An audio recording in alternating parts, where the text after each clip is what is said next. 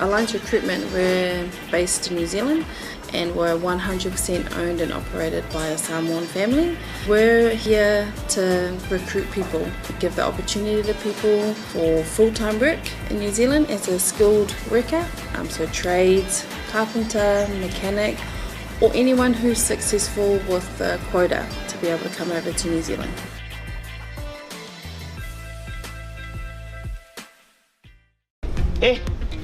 Kalei lo me afaise le wa madiu matpo inga wa le lo po Fiame o se pupi te ma awa ke poli cha wa faila insure ase yo ka wa va iPhone fang faisa ulo pe me fe ya lo na ke lo fenga venga ngar fam ma sa ka ma la faila insure Ke pongi se ku mai san mai ola ese kala o nga sa faila insure ko inga ke ni sa nga ku mga media ko pe e wi lisa ya ile insure ko inga se yo la ka he usu ai ol ofisa ma ave pepa madiu o lawin siwa e au wala i se te ngā tupe mo le lumanai manuia. E mole puipuinga tau tupe o lo soifua, e tua iai le whanau e tina po le tamao le ainga. Mai mawhai o na tauna no atu, mo so se mahua anga i te whina ngalo iai. Ale mwhai lo sau ka koe ko wha makana. Na, o ke polo le mwhai le lo se wala. E le si lo la se kama so. Samoa Life, le insiua mo tangata nuu o Samoa. Leo se e ile madu peau ma le fisanga o tangi le tato sa ma o fa solo ina mo mari atu panu alale ina o tato ia ile lao le pasa tato so longo e bi sanga o le vi inga o le tua e le fai tia awai moni o ia labo lo tu tangi o le tato malu a papa la fitanga i mo tangi ma fa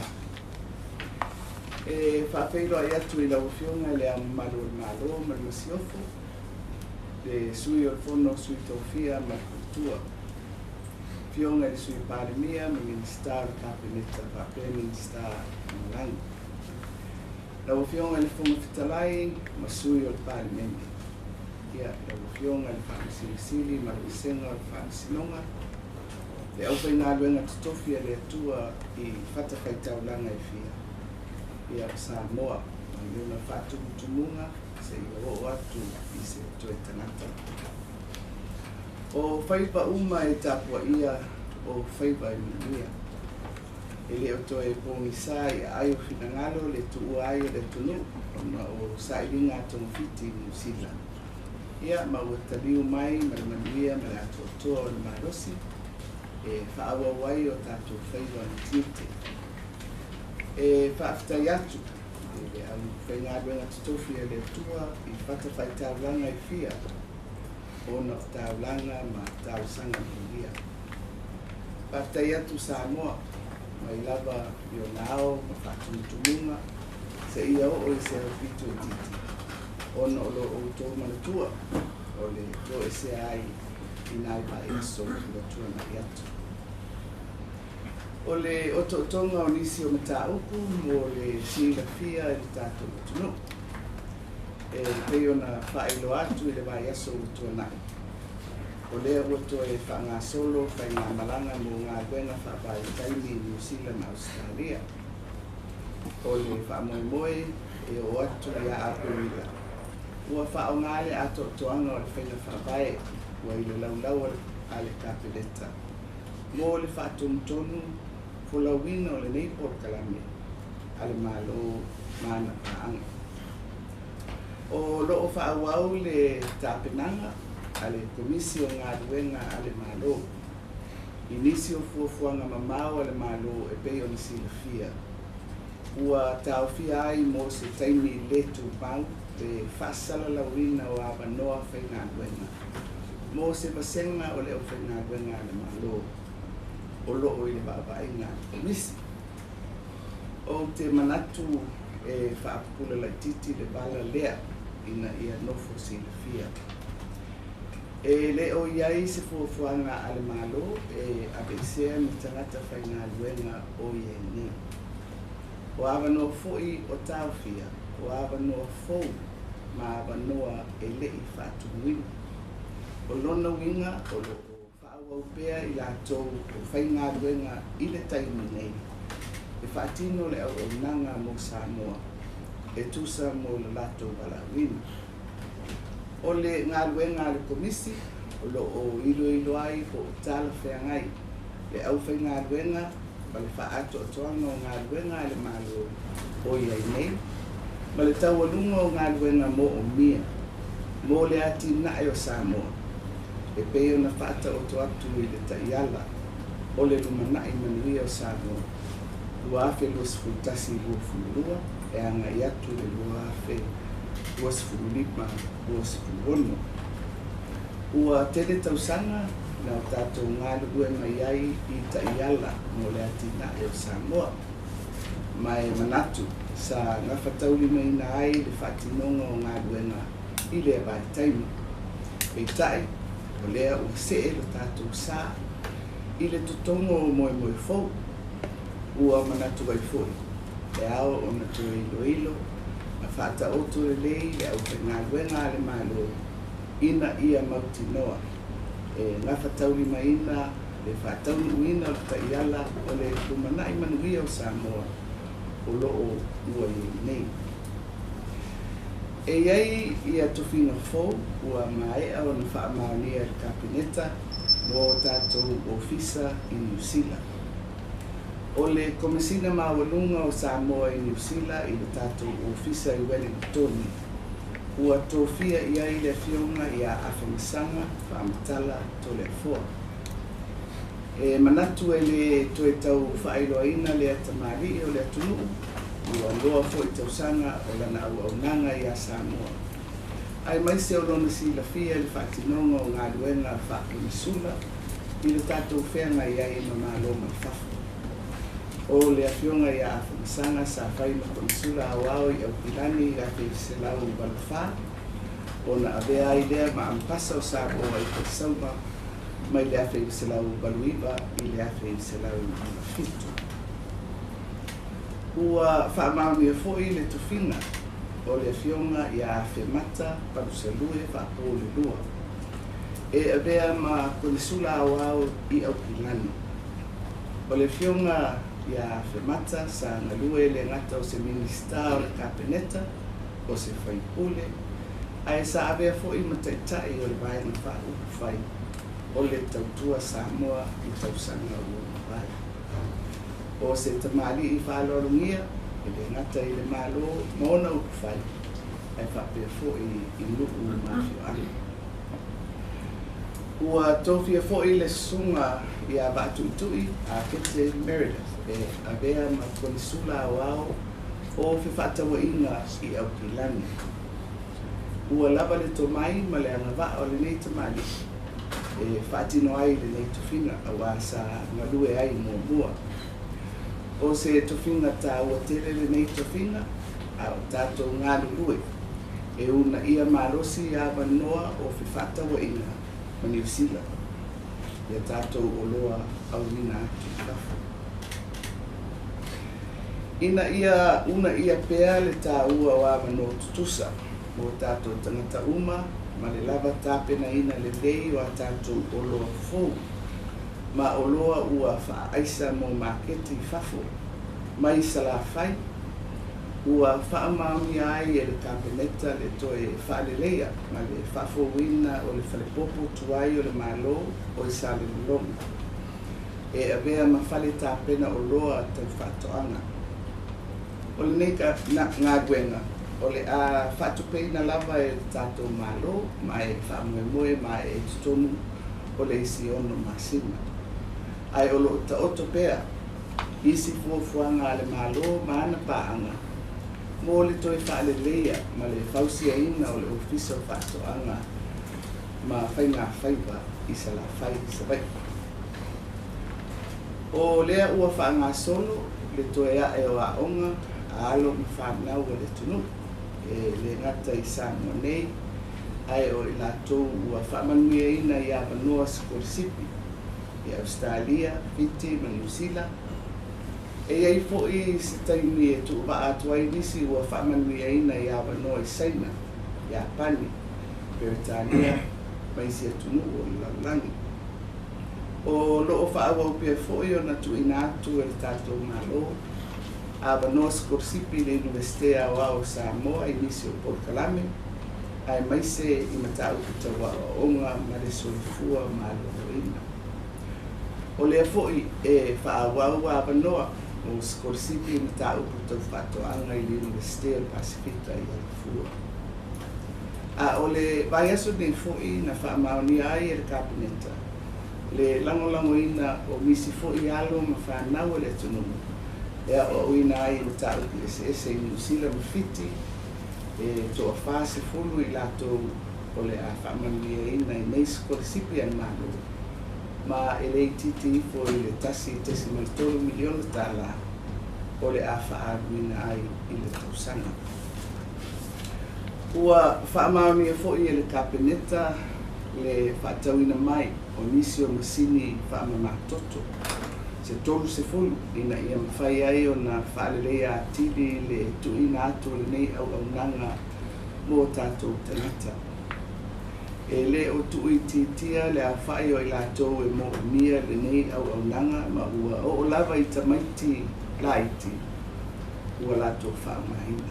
O le naunauta inga le malo le tapu e pēa ati na e nei a o una ia le tausinga le lei o le soifua malo roina o tātou tanata e tusa o whautuanga I tanga luenga o le soifua malo roina. Samoa e ua tuana I tala o le vai ma le usonga isi I o tātou waturu. Awa ua tele suinga fōu ua mai. Ua whaawhaingatai nisi o taimi o na whaasotai le soifuanga ia o na pō. Ia ma le tarutaru fō o le puna o whinangalo ma manatu. Petai tātou te lave I le solo le lei, tātou te lava fō I le tīnga ono o tātou ala wina na tua. O le tatalo lava Samoa. Ia tātou lalango whaatasi, wa o le puna, ma le whanga e o olo whaatasi, e tātou au nanga I aso una. O le mea moni, e au maa le umanongi, a e le tapa ai le mana. E le au ngāfo I le naunau atu o le tātou mālo I ana tāpe nanga uma mō le lunga I manuia o le tunu. Pe a lau whito ai, le a pe fue I o tau whanangara. O le tātou ngā le rue whaatasi, o le taunuu ai, o le tātou wholanga, I le whatuatua I le nei tausanga, ua tātou sanalia. Ia, whaamani tele le atua I le wholanga Samoa, I le tātou anga I atu, I le whaibunga o le wahiaso. Good afternoon, Samoa, and welcome to another edition of our weekly briefings from government. I wish to start today with a note of thanks to appreciate with sincere gratitude all your prayers for my health and speedy recovery while away from Samoa in the last few weeks. After Tele, to all the church leaders, government colleagues, village councils, and our people. I also thank our diplomatic community for your continuous support and commitment to Samoa's development. As alluded to in the last briefing from government, we have resumed the RSE program for seasonal workers to New Zealand and Australia this month, and we hope to only improve from here on. The Public Services Commission is continuing its review of Samoa's workforce, hence the decision to freeze new and vacant positions for some officials until PSC completes this reform. It is crucial that government is well informed of the current status of our workforce, in line with the Samoa Pathway for Development 2021-22 to 2025-26. Cabinet this week had discussed and appointed Afionga Afamasanga Whamatala Tole 4 as Samoa's head mission in Wellington.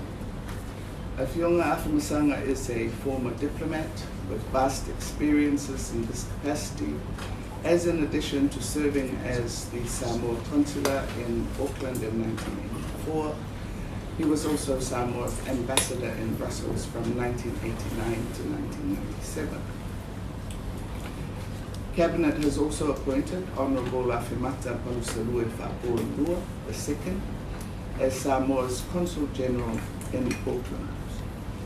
Afionga Awhimata is a former Minister of Cabinet and a former leader of the Tautua Samoa Party. He is a well-respected leader in both government and the community. Sunga Vatutui Apete Meredith has been appointed as the Trade Commissioner in Auckland. Vatutui possesses experience in this position where he was previously employed. He also served in many government boards and as India's Honorary Consul to Samoa. To ensure that the preparation of frozen goods and fresh produce from Savaii comply with international standards and cost of travels for Savaii farmers to bring their produce to Apia are spared, government has approved the renovation of the old government copra warehouse at Salilulonga as a packing house for Savaii. This project will be funded by government and should be completed in 6 months, while anticipating approved donor support for the Ministry of Agriculture and Fisheries office at Salilulonga. The development of our young generation as leaders of tomorrow is continuing with scholarship opportunities, not only from our donor partners, but also government funding. Existing Government of Samoa scholarship schemes include scholarships for education and health programs at the National University of Samoa, as well as agricultural related studies at the University of the South Pacific in Upolu.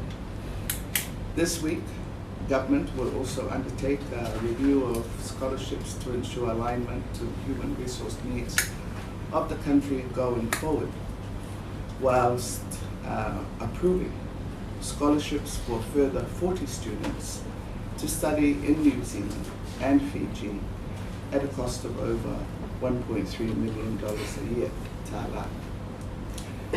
This week, Cabinet also discussed and approved the purchasing of 30 new dialysis machines to improve our support for the increasing number of dialysis patients at the National Kidney Foundation. It is indeed alarming to note that there are now young people also treated at the foundation. The government, while providing these machines for treatment, will continue to pursue, promote, and encourage preventative measures through healthy living and healthy lifestyles. Samoa and our diplomatic community, I continue to appreciate all your contributions and endeavors for the development of our nation. I believe that with God and in unity and in the spirit of true friendship, we shall overcome all challenges and achieve our goals and aspirations for Samoa and its people. Soifua Malimania. Samoa, Samoa.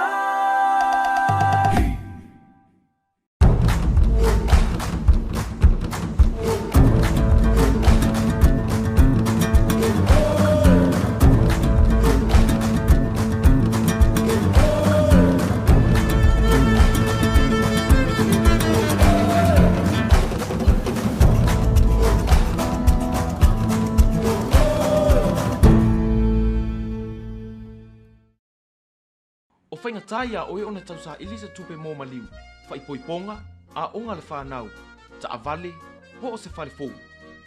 Here's a tahu! Waualona kamba, Wa bili mag ei lewa bawa. Kopi manguele kapungia. Kompeni rope bawa ngai. A fio mai nei loa i le Federal Pacific Finance no so mana o ngā tau tupe wapi. Oi le. Ah, saka kau le whainga ruenga. Federal Pacific Finance, serving Samoa's financial needs.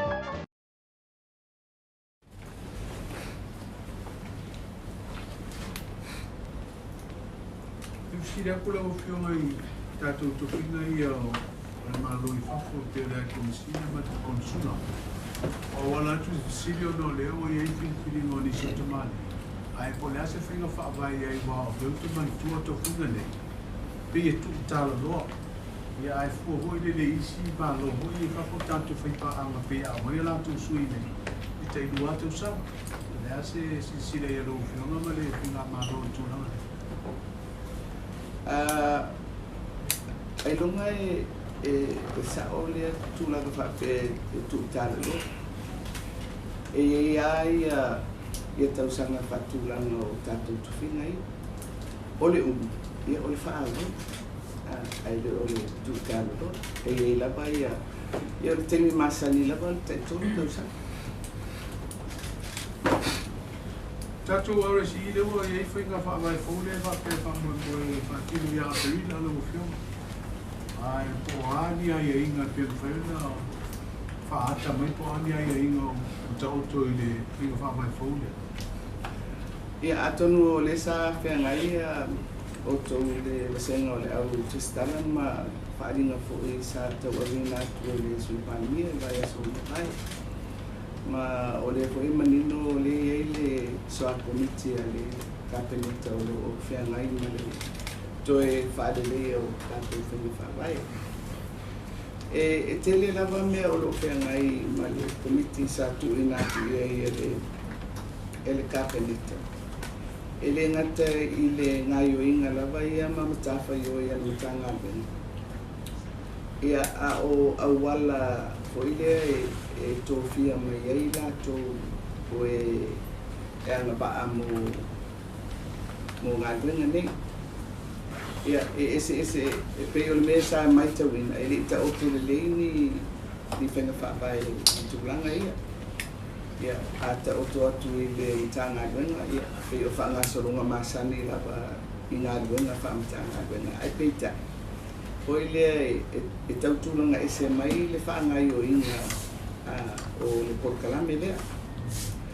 mai o se painga e mpaiona papea tu se famtalanga lata mai o ile e mawhai ona biliu le ngai o inga famtanga kuenga alemado e fua I mana onga o tu ainga porkalame lea me mua ina melo na lua e le imanino fo ile fatatianga pe o fea pe fea ona fili mai ia e pe e sala ese lava ia le patino e pe ona I tu na fa no to I fale e le ngata I tanga le na to no la o Samoa e sta ona tate na ia ai fo ile tu pa ba fafo pa ba malo o ana amata por karameli sa amata lunga oni fo ile oni malianga fa ba malo na amata mai po ile tulanga ole au fenga wenga e anga I atu po ile neto fato anga ai mesela va le biki no fuo fato anga tulanga na ua maita wina ua so solo le porkalami ma ua mata na fala wa itere atu I isi vaanga tu maoti po isi sectors ia fai fata ingo le au fasimani ia solo atu o pe ua paupopo ana iai ia tangata foi kamuta ia solo ane le tausinga o tangata matutua ia foi le ua lautel ai ole si faavai lava o le porkalame lini ele ngata ia ngai I ngā luna whawhatu ana a o tangata e fili o tangata ele whainga koe ai ona ua whaalau tele ia o le ua amata ona se atu ia tangata whaingaluenga tātou o loo iai tō mai whakitoa o mana onga ia o kalame le. E lo whamoe moe o le masina fōu e whailoa ia i taitai o le Pasifika i Fiti. Mai o te manatu o te whia tu ilungo le laulau a whono a taitai o Pasifika. Ai mai se atu nuu ia pe o tātou le ave tātou te ngata whaingalunga. E ma le fo fo i Australia ma New Zealand. Se i whiri whatasi mato e sila. Ona e whai o mana onga. Fo i leo o atu nuu ia e mō tangata whaingalunga. Ia mō tātou fo i mana onga ina ia maua wanoa whaingalunga. Ai le mawhai ona alofia ai, ua amata ona afia. Le ati na ai o tātou atu nuu. Ona ua whapea ona ave se atu nisi o loo iai e tō mai whakitoa. E mō mia fo i mō tātou atu nuu. Ia, e pei o i tūna na lautitele. O loo ai iai e le soa komiti e le kabineta. Ai mō koelea o tatonu e reilo whaamtala atu o mele a ngai iai e tāpena. Ai siria ona tatia ia inga whapitoa. Se ia mai ale rei ale ia ngālue ngāle. Ale komiti rea mawhai ei e se tonu mautu ale kabineta. Oe, ta ua le whontanga le masina fō o taitai le Pasifika. Oe o masina nei ia, whai unga masina nei. A le e mta upulea sa tātou talo ai fō i le sapo tau sanga mte nei si tau whengu fō i toi au mai nisi o tunu. Ele nisi ai tonu o le whono lea le Pasifika. Ia lewa whaile ngā lua ngā le pānia whiwhiri e fō viti. Lewa tawhat whina ngā lo fō i o Plesteno Kipati. Ia toi angai mai tonu o tātou whono o le aingo tātai o Pasifika. Nā sau whina ngā lo. E tāua tele, le vaenga lea i le tū mātū le Micronesians. Mai e monia o le sa sala ese ia se whina ngalo le whenga malo Kipati. Ai sa ia le nganga sa whaalia nei te whono fu e le pāmia leftoa mawai atu pāni marama. Wa sa whai hoi lo le e tiute no tala noa i Plesteno. Sa ariari mai lava e hoi le e ale fa hoi moe e toi foi mai te tonu o le ainga o le Pasifika. E wila e pe le awai mai e le taitai fontana taitai. A sa wha awa le awai o waenga ese o le malo i le pati i Pōkalame hoi le ale tatou whaitulanga. Ia ai o te manatu o tāua tele le suso atu o le ngā luenga whataitai a whanimia o whiti o alatou le taitai whono nei le whono a taitai o Pasifika. Ia marela ua maua mai e to e tari mai alua ia o le whenga maru pati.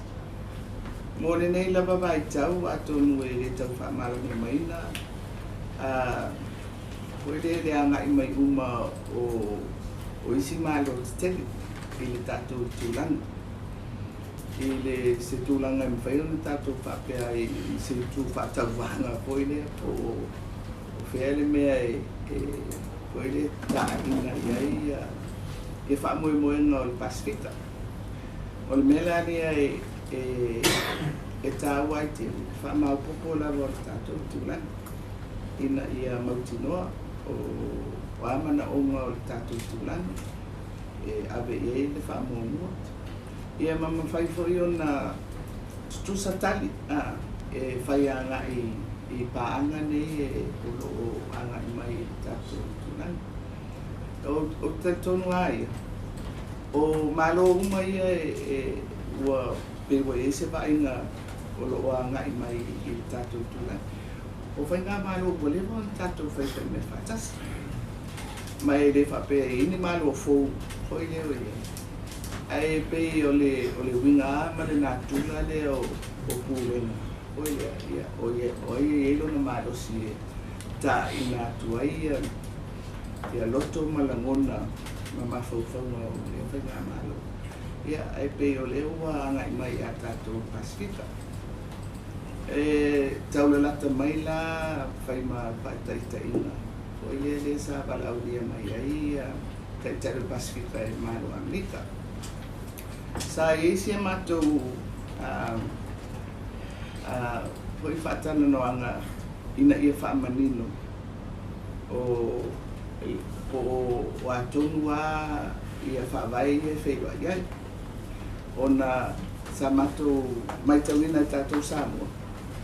E rei wala au ina uma ia sui awai o le tātou i tūranga, foi le members of the forum. Mai o le wingalna o le whamtalanga le whai atu. E se le tā ua e whai o le wha mau popo o tātou. Ai o le amana ia fu. O le mau poponga lea, o le tino lea o taitai o Pasifika. Sa whai ala sina umi o le taimi. Sa whai e whetuna inga ai le i tau nuku ia le whailua inga lea ma Amerika. Ona mai le vainga ia tātou Samoa. Al tātou tali fo i le whai uma isi malo ia fi whailua i mai whai tūlani.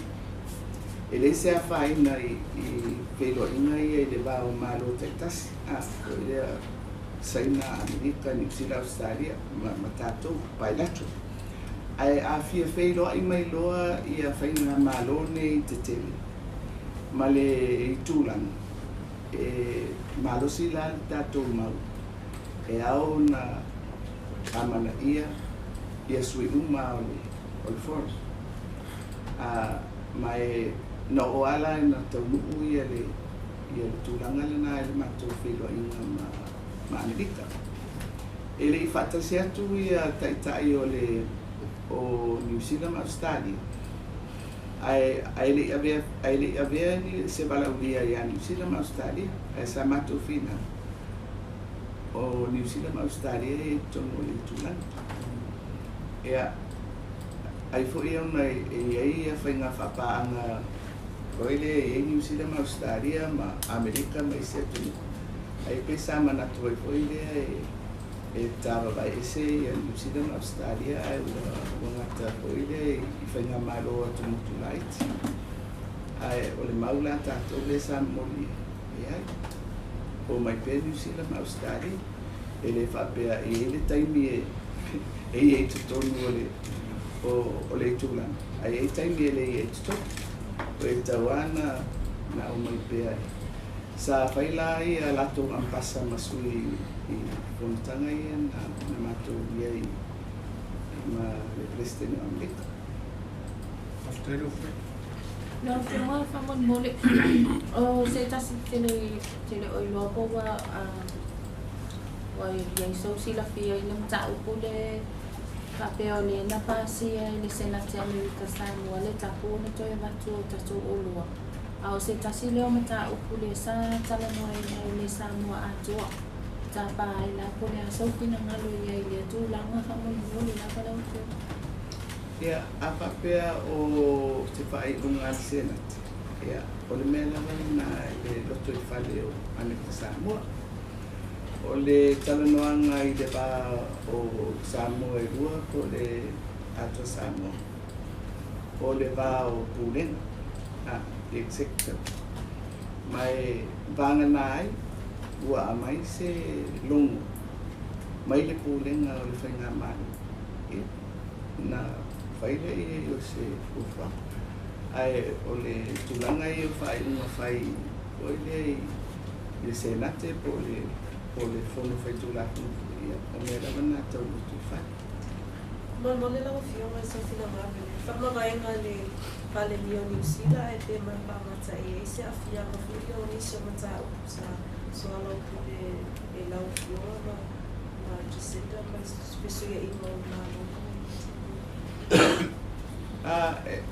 ele o ia se polenga nai tu ai mise ona o le vai fai la vetas ne mo na ai foi se suinga ia e pure la vale malo ia foi ele fa pe foi no sui tai be na o fa pe o sui tai o le sui foi vai tu la mai le e a swinga i tupu a tupu mai swinga ia tatu fu tatu ai le se mea o atania mai nitai o ai ni swinga o feni fa vai a malo New Zealand talu na suya ina o tu finga o finga malo le Fiame te sele ni malo no fo mo le pa le fon ko polisa no pentao e te sele ni malo le rap so sani fa te le pe se tava finero te torse la fe se fai numero fa pena Lau fiama whamu mō le lava. O le tūlanga lea I le tangatau se fua. Whamu mō. A le o te mana tua sa I se tasi o tatou whiloa ina le sangoa I se komiti o lo o ilo ina ia le tau o le soifuanga. Ko lea se tūlanga whamu mō le. A le ako isau sau noa so pina ngalo ia.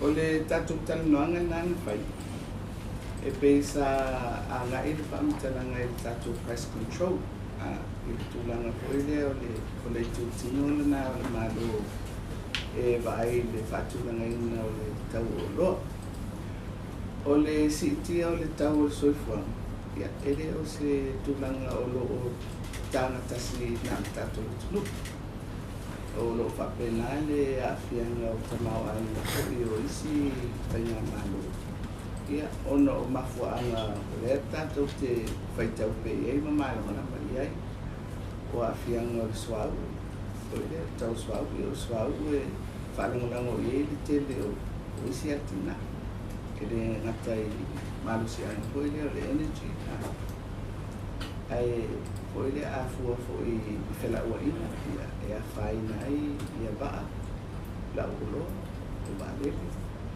ia o tau whaupopo uma o namia ia e le ngata e pa u I company ia whea ngai ni whela ua ina e whapena fo I ona pa u I lunga o pisinisi company o lo whea ngai lato male ngausi o lo SS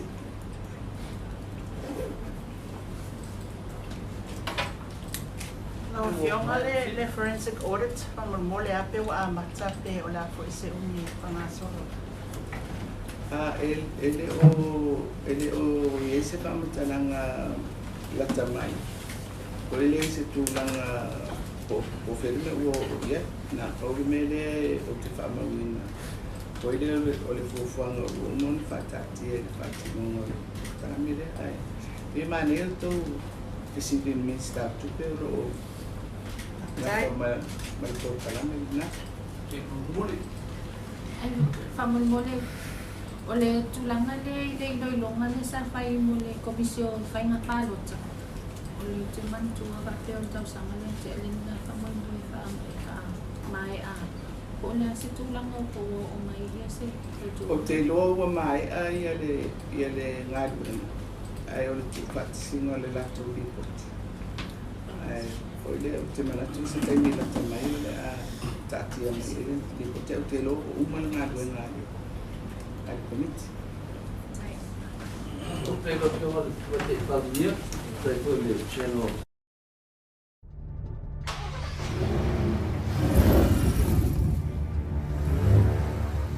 What's going on? The doors are opening.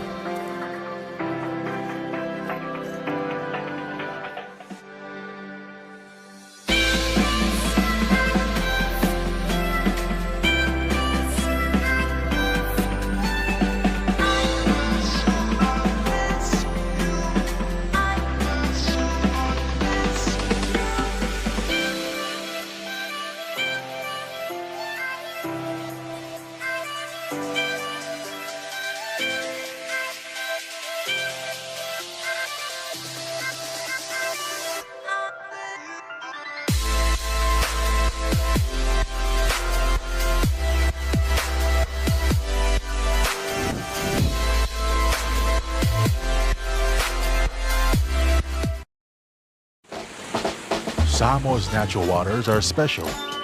Something goes in there, comes out different. We often wonder why. But after generations and generations, I'm telling you, it has always been that way.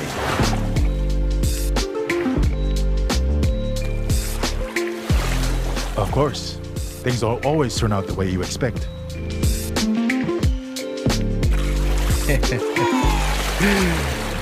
But who's complaining, right? Because these waters are not just special. They make everything better. As for me, this is my natural Samoa water. The taste of nature in a bottle.